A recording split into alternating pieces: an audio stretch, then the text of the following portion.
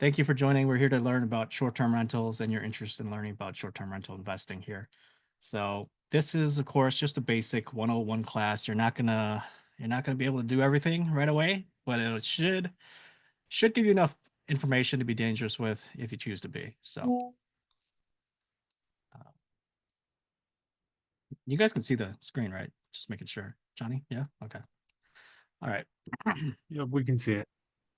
Okay, so just to start off, disclosure, of course, this information is provided to you for educational purposes only. Do not try to come back after us for telling you some investment advice that doesn't work out for you. You know, your results will vary. It's not going to be exact. Everybody's journey is a little bit different.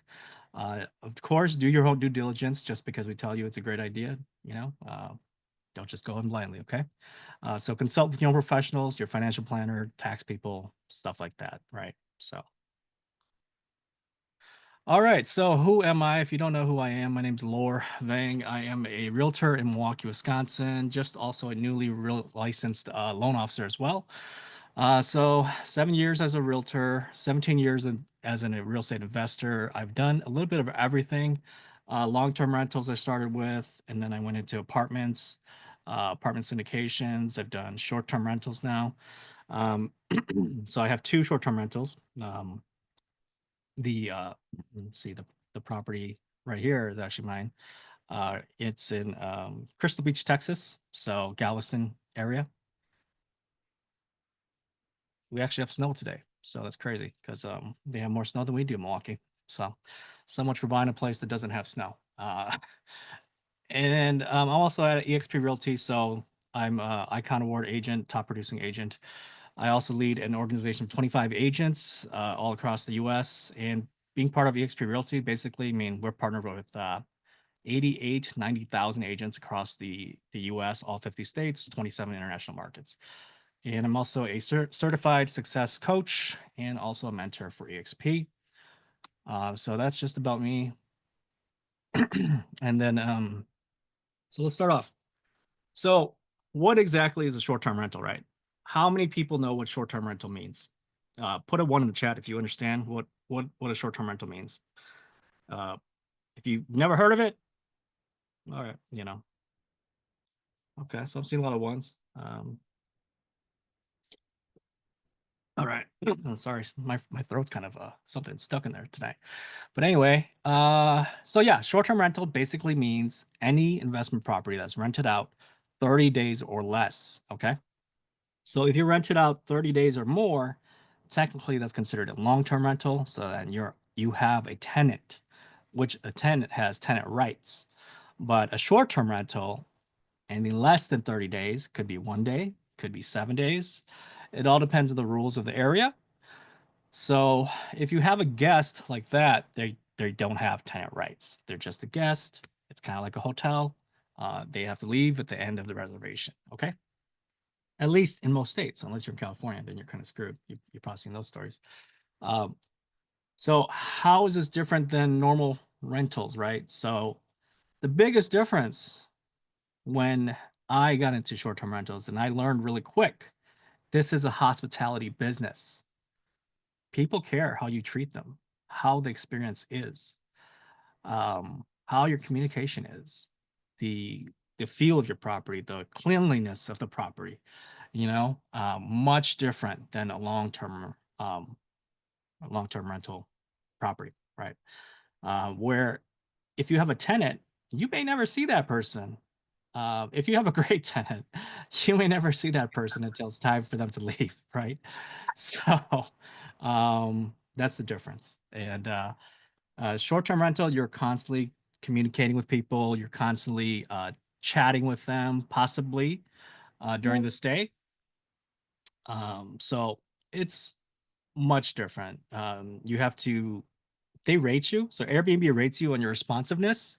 If a person sends in an inquiry and you don't respond within a certain amount of time, they track that. Or if you don't respond at all, it makes you look bad, right? And then of course you have reviews.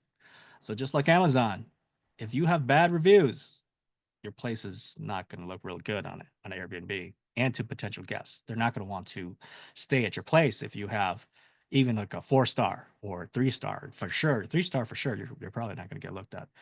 4 star, maybe, depends on your price. But 5 stars, everything, right? So try to get 5 stars. And then as far as growth and trends, the short-term market continues to experience pretty good growth. And it's been driven a lot by increased demand for tourists, traveling professionals, and nowadays with the remote work, right? A lot of jobs, anywhere you can be with a laptop and an internet, you can go. So there's a lot of these digital nomads, right, out there right now. So it's kind of changing this landscape a little bit. And then market dynamics. So of course, it's very dependent on the market that you want to be in. So the local rules and regulations, competition, seasonal fluctuations, all that stuff, you know, it's crucial for your success. So you have to decide all this stuff before you jump into it. And so it's very important, especially the regulations, which we'll get into a little bit here. Okay. So the three main types of Airbnb short-term rental markets, right, are going to be your urban environment, so your urban city, your suburb, and then your vacation resort. So your vacation area, basically where people like to go on vacations, right? So of course, each one has its pros and cons, right? So I have one in Milwaukee, or technically West Dallas. It's a little city outside of Milwaukee, but it's still a metro market, right? So it's part of a city area. Got some restaurants, some bars that are walkable to it. It's close to the Brewer Stadium. Very quick access to the freeway, and great to get around town. So we get, so obviously, depending on the type of market that you pick, you're going to get different types of guests, right? So you have to choose strategically, you know, you have to think about what kind of guests will you try to attract, right? And that also helps influence where you end up setting up your Airbnb, right? And then of course you have the suburban markets. So those are more so for like a little bit of longer term stays, most likely. More travelers coming together, not so much like the single person or the couple, possibly like a family staying for a little bit. Um, and then you'll have the vacation markets. So these are pretty much zoned as the typical vacation areas. So these properties are, going to be popular for people on vacation, families coming for reunions, things like that, right? However, some of them can be very seasonal. So vacation markets will have a lot of fluctuation, especially like for us, we have a beach house. The right now in the middle of winter with snow on the ground, we got nobody staying there. So you have to account for those and those seasonality. So of course, cabins might be a little bit different. Cabins, they might be better in the winter, right? So like a Colorado cabin skiing season, that might be perfect, right? So you do have to decide on which type of market you want to be in.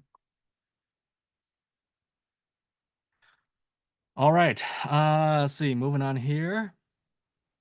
So how do you know what's a good short-term rental deal, right? So here's some tools, some tips for you to get started on how to do the market research, right?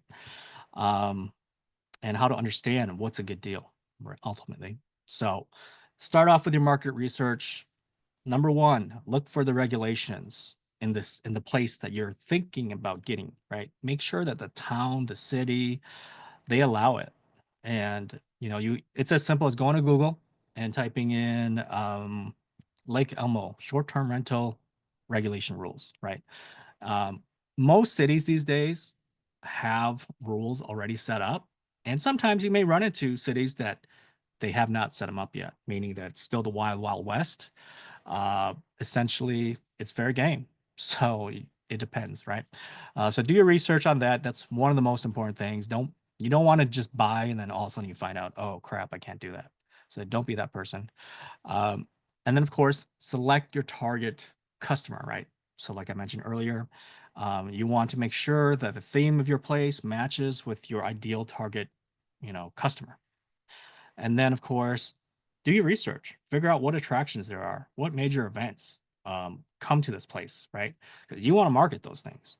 And then, of course, do your research as well. I mean, if you're going to be in an urban market, what are the major companies, right? Is there a major healthcare provider? You might want to do specifically, like a lot of my investors, they like to do the travel nurse thing, right? Where they do travel nurse housing. So they try to set up theirs right next to hospital complexes or places that have a heavy healthcare industry. And then, of course, if you're going to be in a vacation market, you're going to want to track what's the annual tourism statistics, right? What's the visitor count in the area? Um, and then, of course, no matter where you're at, you need to know, you need to have a pulse of what's coming into the area, right? What's the major new development coming? Could be a new casino, could be a new stadium, could be a new company, right? And of course, something that they call the enemy method. Uh, this is Johnny's old boss's term. Enemy method basically means shop the competition. Go into Airbnb, whatever market that you're interested in, go right into Airbnb and do a search, right? Pretend you're going to stay there. And then what you want to do is basically just look at the 5 stars or look at the other ones. See what is a 5 star property? What is a 4 star property? What is a 3 star property, right? You just want to shop your competition. Would you stay there, right? Read their reviews, right? Read what people complain about. So that's called the enemy method. Really good tool, easy to do. So, software tools for more research stuff, airdna.co. AirDNA is a big data scraping company. They scrape Airbnb data and they have put it into their website. Essentially, you can use it to kind of predict if a place will be profitable or not. And they have zip codes for everywhere. They have some free data, some paid. So that's a good resource to check out. Data.rabu.com is another similar website, very similar. It's free too, so it has paid. They do have a Airbnb like deal analyzer spreadsheet, so you can go get one for free there. Then you can learn how to run deals and see if it's good. Pricelabs.com is a pricing tool, and they very similar. I use pricelabs.com myself to help me set the price for my Airbnb. And what it does is it shops the competition. So you put in like your address, and then it'll research for you. It'll go collect, okay, what are similar properties renting for, and on what days, right? And then it'll like tell me what price I need to be at, and it automatically does this too. So I don't even like change my prices, not much at all, really. I just rely on this tool. And what it can do as well is that, hey, if all of a sudden an event comes up and you didn't know about it, you didn't price your stuff correctly. Well, because Price Labs is always searching, always like looking at what the prices are, it's going to automatically adjust your prices. So it feeds into my Airbnb, it adjusts my price for me. So I don't miss out on prime like weekend events. So it's pretty cool. Sometimes, so for example, my place in Milwaukee in West Dallas, it's typically $60-$70 a night. Well, all of a sudden I got a booking for like one weekend, $700, 10x what I usually get, right, for per day. And I'm like, wow, what the hell's going on this weekend that they're booking? And I look it up. Oh, there's a big Green Day concert coming to town. And apparently it's Harley Fest or whatever.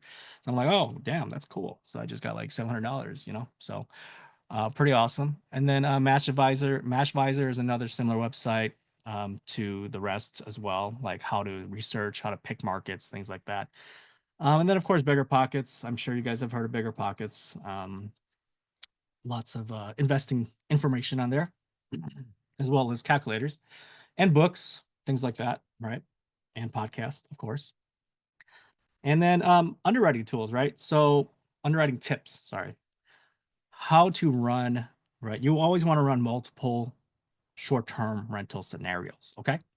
Um, you don't want everything to be nice and rosy where you have like the highest average daily rental, you have the highest occupancy, everything's good and looks fantastic. You're like, okay, yeah, I'm gonna buy this. Don't run it like that all the time. You want to make sure that okay, you have the average case scenario too, and you have the worst case scenario. So I mean the low season, low occupancy, right? You want to make sure that hey, at least some kind of money's coming in and looks okay, so that you're not going to lose everything, right? So, of course, it's always interesting when you're underwriting deals. You can massage the numbers to make it however you want, to make it look good or make it look bad, right? Meaning that you can play with the occupancy rate, you can play with the average daily rental numbers, you can play with the financing, you can play with the repair, the rehab costs, right? And you can massage these numbers to make it look like a good deal or a bad deal. But after doing a lot of underwriting, you kind of begin to understand that, hey, this is how much electricity cost is going to be. Hey, this is how much the insurance cost is going to be for this area or the property tax, right? So you get to have a better feel for it. Um, Underwriting is just a estimation. It's not perfect. So, otherwise, just send it over to a person like Johnny, a loan officer, and they will run the numbers for you. They kind of check and make sure that uh, the property is going to cash flow as well. So in a way, a lender kind of double checks your homework for you, but don't rely on that as well. Just so, but they will they will kind of be like, if it doesn't pass your underwriter, your lender, your lender's underwriting, then it's not going to work. So, and then of course, always plan when you go into a property, when you go into an investment, have alternative exit strategies, right? If all of a sudden the regulation changes the rules, short-term rental no longer allowed. Crap, what are you going to do, right? And so in an urban market, it's kind of simple. You can convert it to a medium-term rental. You can do a long-term rental, right? So in a worst case scenario, you might want to underwrite this as a long-term rental. If the property can cash flow as a long-term rental, that's the worst case scenario, right? Um, and then if you actually operate as a short-term rental, that's like gravy, if you actually get pretty good occupancy and you're making good money short term, so potentially like I like to say, short-term rental, if you go short-term rental route, you could potentially make three times the long-term rental amount, potentially. Or you could do some kind of a hybrid combination, right? So you can obviously right now it's slow for me in the winter in Milwaukee. So I could one of my partners on here, he actually converted his short-term rental to month by month medium-term rental, right? For the winter. So, pretty smart. So he decided to do that. And that's working out good for him. So you could do a combination, right? So you can rent it month by month in the slow season, and then when it's spring comes or the hot season comes, kick those people out. Hey, your month to month term is non-renewed. It's time to go. So, all right. I think it's the same slide. So, okay.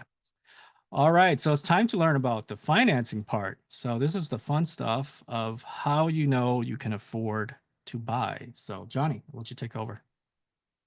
Yeah. So, first of all, who's Johnny and why am I qualified to be here to have this conversation with you? Well, so I've been a realtor for 11 years, and I've also been an investor, mostly flip flip processes and long-term rentals, but I've been doing that for about 13 years, and then I've been in the mortgage industry for 24 years. So a large portion of my career has been in the mortgage industry, and so I know how to help you guys finance a few, right? So of course, I'm also a certified mentor over at EXP and the broker owner for Win-Win Financial. I've helped over 300 investors buy their short-term rentals, right? And analyze short-term rentals, and probably over 500 people analyzing different types of short-term rentals across the United States, anywhere from Tennessee and the Smoky Mountains to the Destin beaches or Panama City beaches of Florida, all the way to, Crystal Beach down in Florida or in Texas, and We've even looked at a bunch of different stuff in the Poconos in Pennsylvania, as well as stuff in Montana, where Glacier Park is, all the way to the West Coast, right? So there's a bunch of different things that I've done over the years. But let's go ahead and get to it. Let's move to the next slide, and let's go over what kind of funding there is out there for uh, short-term rentals. Now, there's a few different um, traditional financing, right? So that's your conventional type financing. They have the conventional investment, right, which usually starts with 15% down. Most cases, you're probably going to want to put down like 20%, but if you have 15%, you can definitely do an investment. When you're doing an investment type product for conventional, they actually allow you to use a certain portion of the income to qualify. If it happens to be in a short-term rental market, like Galveston, for example, Galveston, Tennessee, if you're exclusively short-term rentals in that specific environment, they'll actually let you use the short-term numbers to be able to help offset some of the costs and the ratio for your debt to income ratios, right? Which basically means that, if your ratios are tight because you currently own a home and you have a lot of, other things that you're spending money on, whether it's your business, cars, or whatever it is, they allow you to use up to 75% of the projected income that the appraisers determine on investment properties. Um, Secondly, you could do a second home or vacation home loan where if you have 10% down, you'll likely be able to do one of those.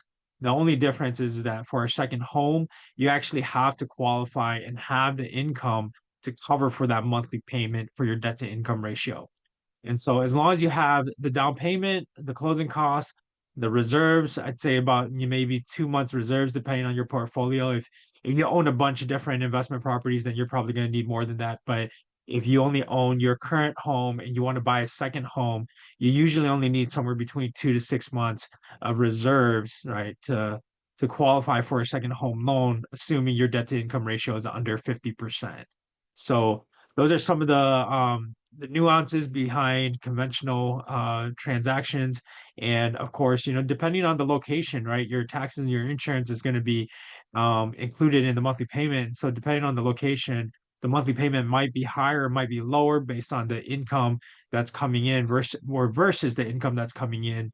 And so places like the Smoky Mountains, where you buy $1 million home and your tax is only like $2,500 a year, there's an advantage to that, right? But if you're going to go down to Florida, where insurance is like, I don't know, $10,000 a year, you're going to have some challenges with that from a qualifying perspective, depending on the amount of income you can make from it. So those are things that you kind of need to know going into a conventional transaction. In the next screen, you'll see that we have non-traditional financing. So the one that most people use for short-term rentals is going to be the DSCR, right? The debt service coverage ratio loan. The debt service coverage ratio loan is a loan that if you put about 20% down, right? So usually most lenders will require you to put 20% down, and you have 20% down, and the monthly income from that specific property comes in and it covers the debt with a 1-to-1 ratio, meaning like if your monthly income, taxes, and insurance comes out to $1,000 and you can make $1,000 per month, then it covers it, allowing you to be able to get a loan to pay for the transaction that you want to do up to 80% loan to value, right? So that means 20% down, and you should be able to kind of buy any property that qualifies after you've done some analysis. Different DSCR programs do income calculations and projections differently. Most of them will use what's called a 1007 from an appraiser, which means an appraiser goes out there, actually analyzes the area, determines what it is, and then they come back. There are a few out there that does not do that. And what they do is they use AirDNA, and they take a look at AirDNA to see kind of where AirDNA's income is. And if the AirDNA's income comes in where it qualifies, they may use that. At Win-Win Financial, at my company, we actually do DSCRs across the whole entire US, right? And in here in Minnesota, right? the DSCR programs are not allowed to charge prepayment penalties, right? And most DSCRs will charge some kind of a prepayment penalty somewhere between 3 to 5 years. If you pay it off early, you're going to have to pay a percentage of the cost of the current mortgage, right? So it's going to be a percentage of what your current balance is. And so here in Minnesota, they don't allow you to do those charges, and therefore the rates probably are going to be a little bit higher. But um, with that said, you just have to make sure that you have the 20% down, and we likely can do it here as well. But you're not going to see you're not going to see the prepayment penalties here, whereas you're going to see it on other in other locations, which means that usually if you see a 5 year prepayment penalty, you're going to get some of the best rates and best rates for DSCR that we're seeing is probably around like 7.5% at this point in time, right? So interest rates are up for investment properties and second homes, but that doesn't stop you from making these purchases because if you talk to your CPA, the likelihood is that they're going to be able to write some of those interests that you're going to be charged off. The next thing is private money, right? So private money is pretty much if you have a friend or if you know someone who likes to lend their own personal money, right? Or likes to lend on the debt that they might have, right? So what they can do is they can give you a portion of money, right? And then write you up and lend you that specific money based on the interest rate that they would like in return. So if you get with like a doctor who is well established and they just want a consistent return on their assets, like let's say for example 5%, you might be able to get a private money loan from an individual. These are a little bit harder to get. You kind of have to be in the network, in the know to be able to find these people. And then finally, the last way you can obtain financing is, or maybe not financing, but other ways that you can provide the funds to be able to do your transaction is you find a partner. You find a partner that wants to get into short-term rentals, right? May want to visit the short-term rental once or twice a year, but the thing is that they want to partner up with you because you know how to do all the different aspects of it where they can come in with the money, but they don't actually know how to manage it, how to list it on Airbnb, how to make sure that the prices are in a good position so that you're getting top dollars for your rental. And so those are pretty much the ways that I have on doing short-term rentals. And I think that there's there's going to be other ways out there, but those are the ways that we can provide it that I'm aware of at this point in time and have done it with over 300 transactions, right? So, and I think from there, I think it's back to lore All right. with whatever it is that you have to continue on with. Yeah, we have a question from Zer, but we'll hold the question till the end here, just so we can make it through, and then we'll go back to your questions, Zer. So hold on a little bit, okay? Let's see. So steps to investing in your first short-term rental, right? So just to recap, number one, start with researching. Select your target market, okay? Make sure again that the regulations are friendly for short-term rental, okay? And then talk to a person like Johnny, or myself, I'm also a loan officer. So secure your funding, get that bag, right? Make sure you can actually get approval, get a pre-approval before you start reaching out to real estate agents and touring properties and things like that, right? No agent is going to take you seriously until you can say, especially if you're trying to buy remotely, they're not really willing to go look at properties randomly for you if you cannot even get pre-approved yet, if you can't give them a pre-approval letter, right? And of course, if you're going to buy like a vacation rental area, you're going to want to interview with potential realtors, right? Make sure they know what they're talking about. Make sure that they've helped short-term rental people before, right? So that they understand what you're trying to buy, right? So they know the type of property you're looking for. Otherwise, if you work with a regular realtor, you may not end up with the right property. Okay. And then of course, acquisition. So now that you got your bag, you got your realtor, you got, now it's time to go shop, right? Do your due diligence, start practicing. I mean, you should have been practicing the underwriting. You can practice underwriting way before you even get any of these, right? Practice that underwriting. Make sure you know what's a good deal and what's not a good deal. Do not rely on your realtor, okay? Do not rely on your loan officer. That's not really their job. I mean, they can kind of guide you a little bit, but Ultimately, like we said in the disclosure, it's your money, it's your deal, right? So don't rely on other people to look at the numbers for you. Do your own due diligence, understand how to do that, and then of course you go to closing. The most important thing, managing, right? So acquiring the deal, getting your loan, all that stuff is great, but the big stuff comes in the management, right? This is where your deal either makes it or it doesn't, right?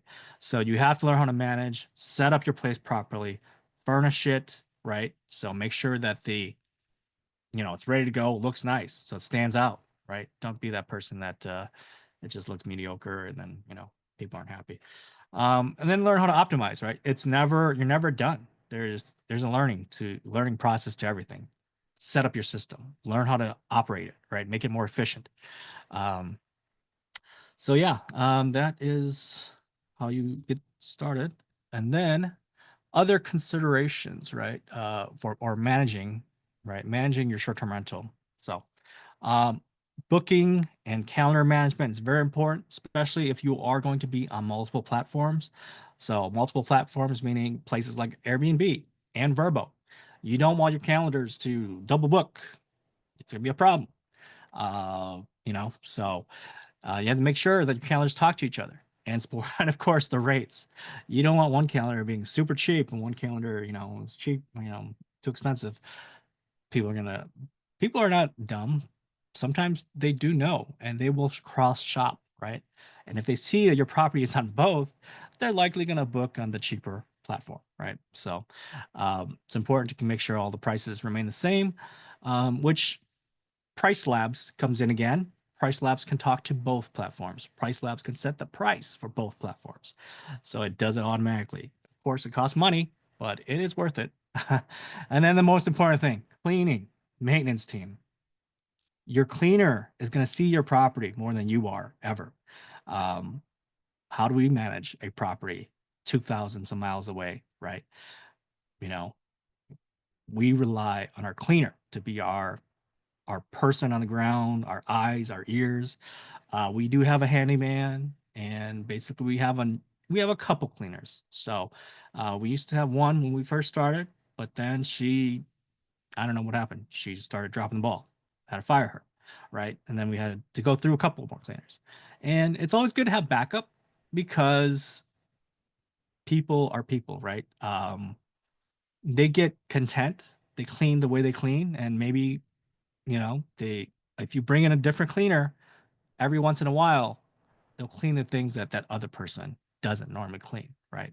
So it's always good to have multiple. And of course, there's a way that you can have your cleaners see your calendar. There's tools out there for cleaning as well. One of them is called turno.com, I think. I don't know. But basically it's like a Uber. It's like the Uber of cleaning. So you can schedule or you can supposedly post a job, right? It's essentially posting a job. Hey, I need a cleaning for this date. And some cleaners will bid for the job. And every cleaner, sometimes they have reviews. They have reviews. Most of them have reviews. So they bid on the job, they give you a price, and then if they do a good job for you, you can hire them on full time to be part of your team. So once they're on your team, they can see your calendar, they can see when the bookings come, and so they know automatically to go out there. So pretty cool app nowadays.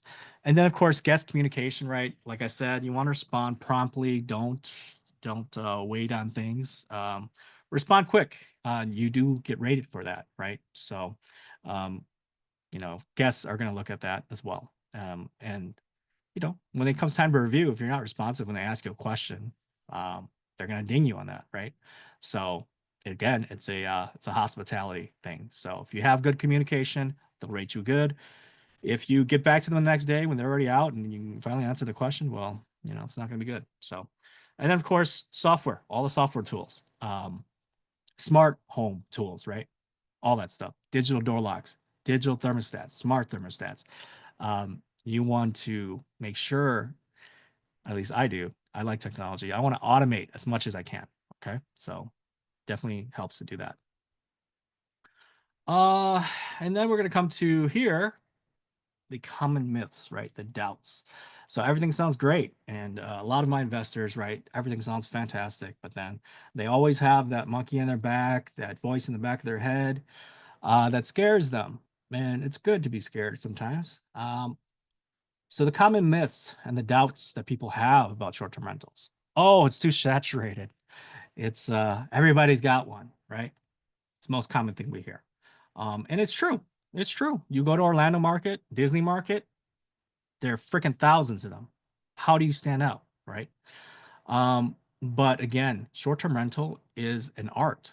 It is not like a as simple as a long-term rental, you know. It's an experience, right? So the way that you set your property up differently, the way your property stands out, right? You guys know this. When you go shop on Airbnb, you look at the pictures. If you see a really nice place and you're like, damn, I want to stay there. You just stop scrolling, right? If you see a crappy place, you're like, all right, let me keep clicking, let me keep going, right? So it all depends, right? What amenities do you have differently, right? How are you going to make yourself different, right? So don't be afraid that, oh yeah, it's saturated, blah blah blah. If you can stand out, if you can get a lot of reviews, you're going to be, you're going to be in the top tier, right? So, you know, uh top 20%, right? 20 80 20 rule, right? Get in the top 20. And then of course the other thing is that it requires too much work. Well, just like everything else, there's a learning curve to everything. After you learn how to do it and you implement the automation, the software, all that stuff, it's going to get easier, right? It's not going to be easy at first. I mean, it's going to take some time to learn, right? And you're always constantly uh, learning how to make it more efficient, right? How do you save more time, right? Things like that. How do you save more costs? For me, or us, my wife and I, when we bought our place in Texas, we closed on it. Like we didn't even know we were gonna close on it. But it was a long story. Well, long story for a different day with the loan. It was a nightmare, but it's a DSCR too. It was a nightmare. But uh, we closed, and then the week before July 4th, we took off. She was working. She has a real job, unlike me. Um, we set up. We took like 1.5 weeks to set it up, right? And luckily, our place was already fully furnished. So a lot of stuff we didn't have to do, but we still had to clean things up, paint stuff, touch stuff up, redecorate a little bit here and there, get the thing ready for Airbnb, install the automatic doors and all this stuff, get the towels, all these things, right? And so she ended up having to call in work. And we stayed another 3 days to finish. And after we left, I mean, it was like, hey, it's go time, right? Like we're not coming back. So we drove down too, by the way. And so it was like an 18-20 hour drive. But we had it all set up before we left. And we still didn't even hire a cleaner yet. Because when we were there, it was July 4th. And of course, everybody's on freaking vacation. And so we called like 20 cleaners. Nobody returned our calls. Um, but after we got back, we uh, we did we well the last day we were there, we did talk to the cleaner that we ended up hiring. She did all right for a while. But anyway, we had it all set up and before we left. So it can be very challenging to set up. And it took us a while to learn. We didn't even know what the high season was and what the low season was. You know, we bought it beginning of July. We had it up and running probably at the third week of July. So we had to wait for our cleaner to, go clean it. Get it ready. But we missed a lot of the peak season, which in our market, July 4th is like the time. Anyway, so yes, what if, right, the other doubt, what if the rules change, right? There's a lot of worrying some people out there.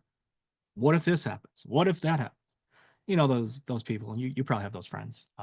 They have a problem for every single solution. But anyway, of course, like I mentioned earlier, you have to have a backup plan, right? There's nothing that is foolproof, right? But be, you know, be willing to adapt, to adjust, have a backup strategy. Okay. So, okay. The tax deductions. So this, again, I'm not a tax expert. Johnny's not a tax expert. I don't know if we have any tax experts on the call, but if you are, you feel free to unmute yourself and you could talk this slide.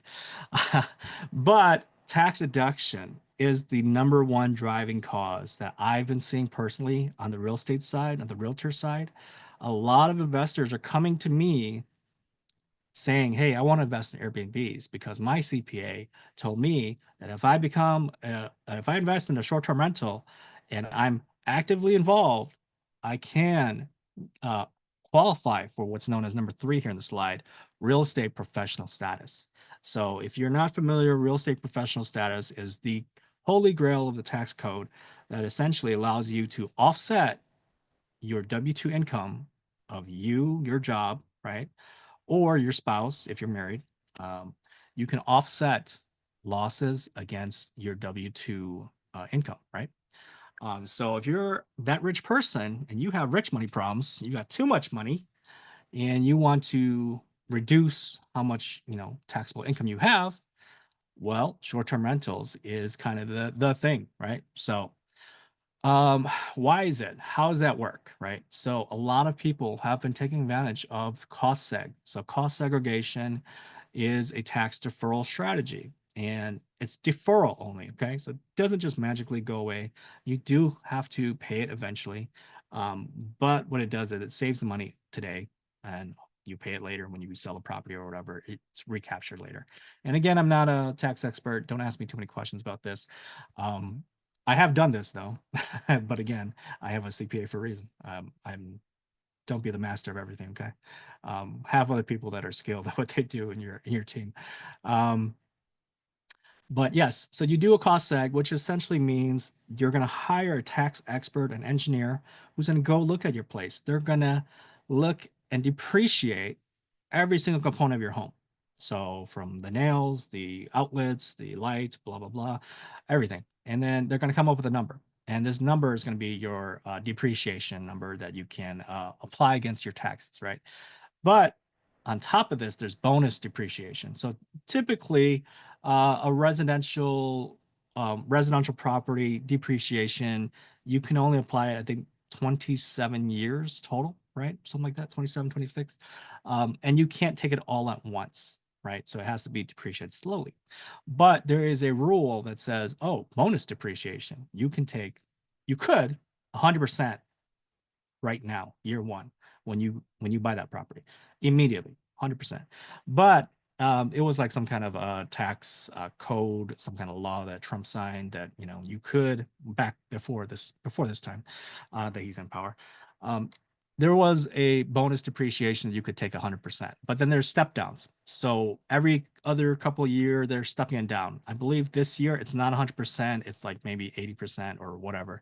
Again, talk to the CPA, they're the people. But essentially, instead of taking 100% of that depreciation day one, today, it's the step down number, whatever it is. It's 80% or whatever it might be. But next year, it might be like 60% or whatever. It's stepping down slowly. And then, of course, like I said, talk to a tax expert. If you need a good one, let me know. I do know one that is local to Milwaukee here, and Johnny might know one as well. So, okay. All right, so yeah, that's pretty much the presentation. We're going to answer questions now.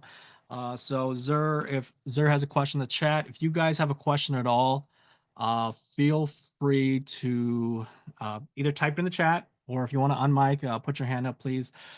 So at the bottom of your screen, you should see a little hand icon, raise hand.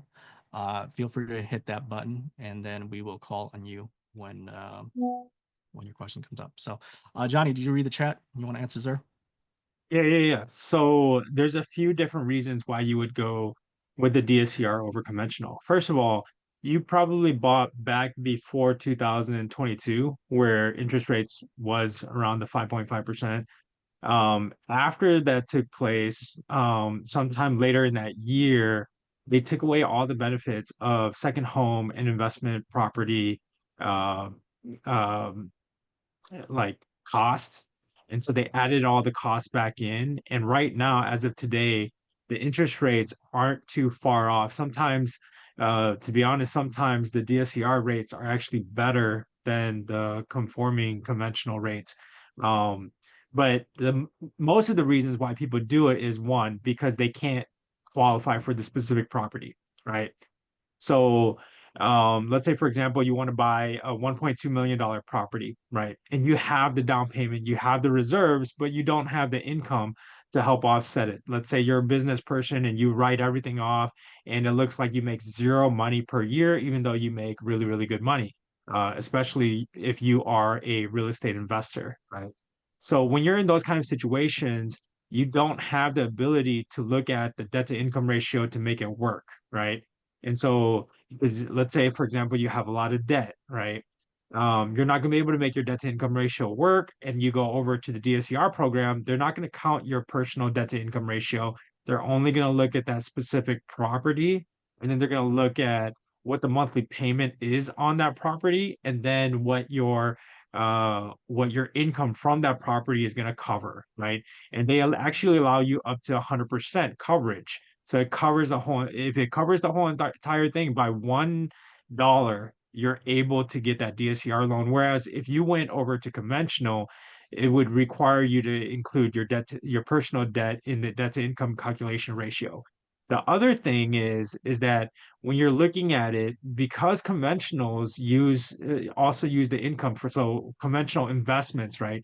The vacation home and second home does not allow you to use the projected income from the property, but for a normal traditional conventional that allows you 15% down to be able to do it. They do allow you to use the income, but they only allow you to use 75%. So that could also be a debt to income ratio requirement that you're not going to meet. The third thing that I've seen for most of my clients is they don't want the property in their personal name. They want to close in an LLC. They want it to have nothing to do with them. And so they have the money, they can get in, they can buy it, they can do the DSCR product.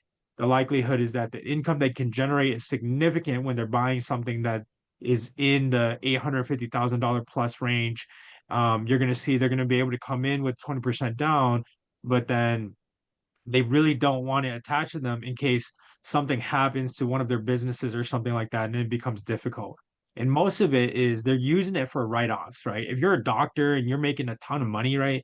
Let's say you're a plastic surgeon out in California and you're making $1 million a year and you need this cost segregation in order to make it work, but you're like, you really don't want to provide all the personal documentation to the lenders. You do a DSCR loan, you put it under an LLC. It's not under your personal name, and you're able to then qualify for the specific property just as long as you can come in with a down payment. In addition to that, some of our lenders with DSCR products, they're not as picky with where the down payment's coming from. Say, for example, you've had it in there for a month, right? They're not going to really question, oh, you had this large deposit, unless the large deposit was for the full amount. They're not really going to question you. Let's say you put $30,000 in the account. They're not going to say, hey, where did those funds come from? They're just going to go ahead and utilize whatever is in your account and allow you to put that towards down payment because this is a business transaction. So you have to understand that DSCRs are made around businesses and not so much individuals. And then I think the fourth thing, which is the four biggest things, right, is when you get to a certain point and you've invested a lot, right, and you're capped out of all of your conventional loans because an individual can only have up to 10, right? And if you're married and all 10 of them are on both you and your spouse's name, you guys are capped, right? So that means that if you want to buy any more, you have to either figure out a way to do a commercial loan and encapsulate all of those properties under a specific business so you can go back out there and get conventional loans, or you just do a DSCR, right? Which is super helpful. And when you get to that point, right, interest rate is not that big of a deal anymore. You're likely, when you're going to go into the short-term rental, you're going to make more money. Some of my clients that do buy, the $1.5 million homes, they make about $200,000 on their transaction.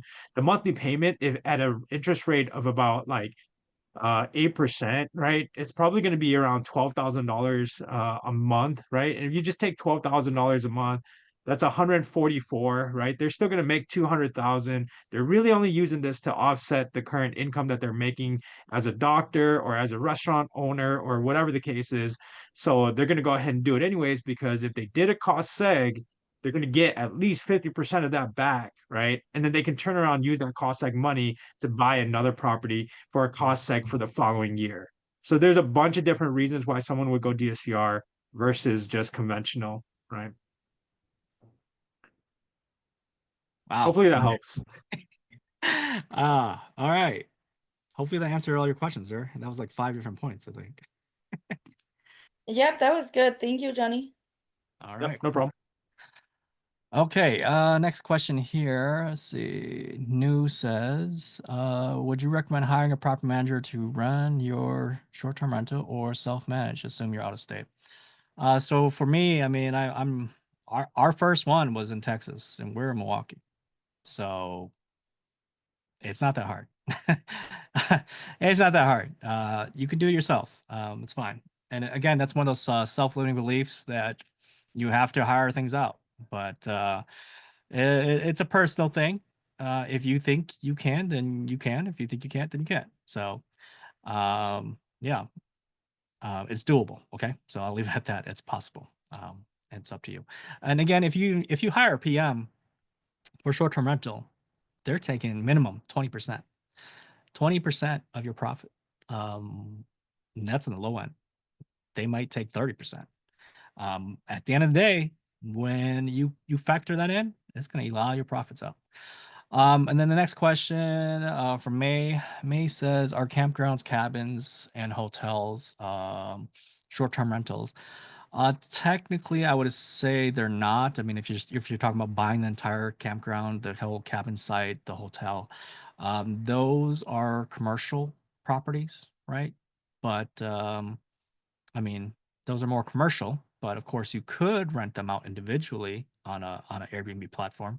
There's hotels that have their units in Airbnb, so they kind of are, kind of aren't. But I'm sure Johnny could get you that loan, right? Right, Johnny, for a campground.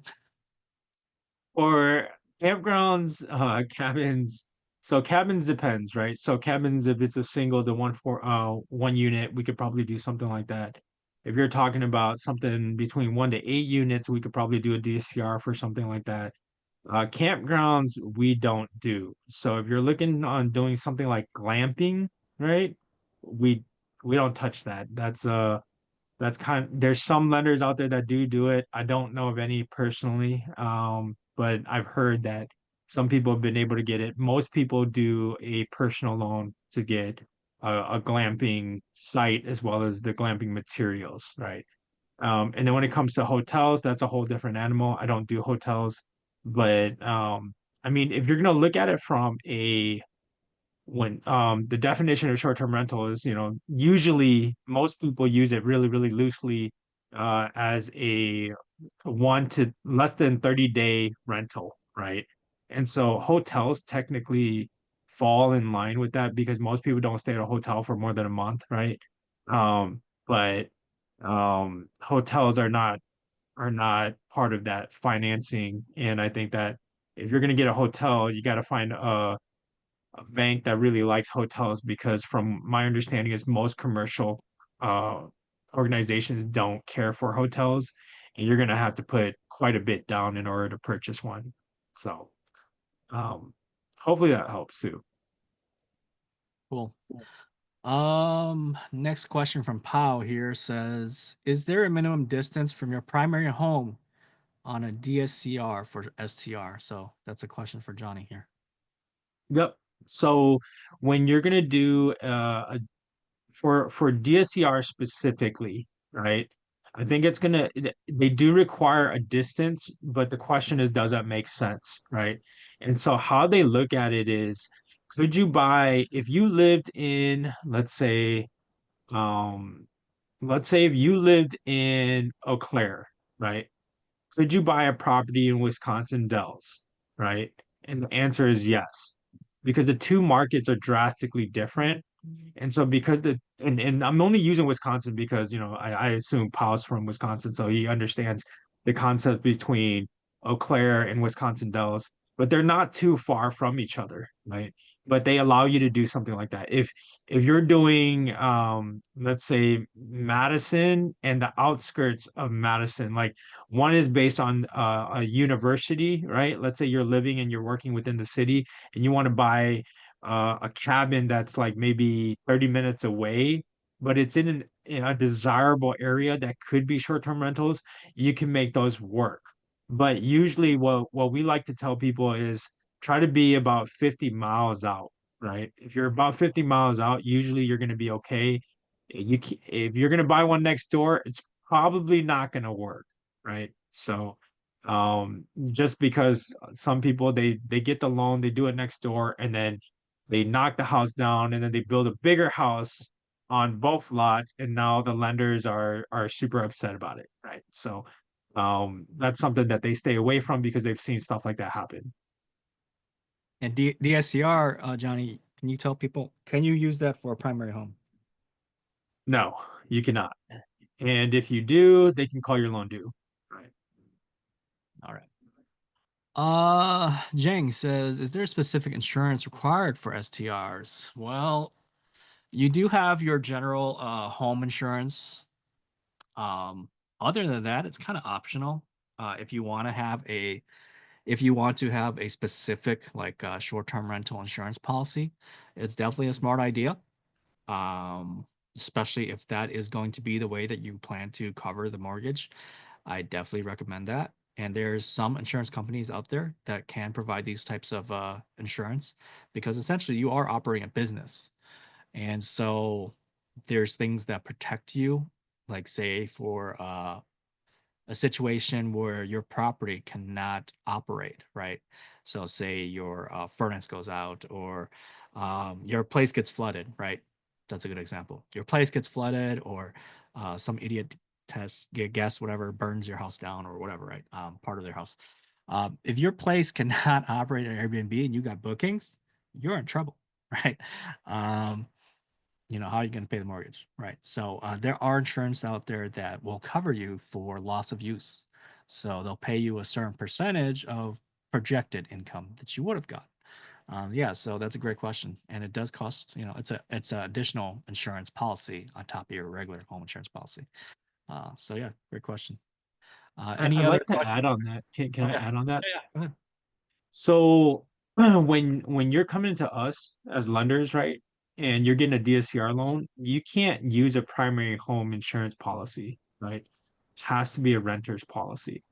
So there's minor differences. I mean, it might the dwelling coverage might look similar, but then there's different coverages on each one of them. And when you're doing a DSCR loan, for sure, we require you have a rental policy. And so there's different amounts that of coverage and losses that are on there, and you have to have that. You can't just have the normal primary, which means the premiums are going to be a little bit higher. So. Yep. All right. So, any other questions at all for myself or Johnny here? If you have a burning question, this is the time to ask it. Otherwise, we'll end the call.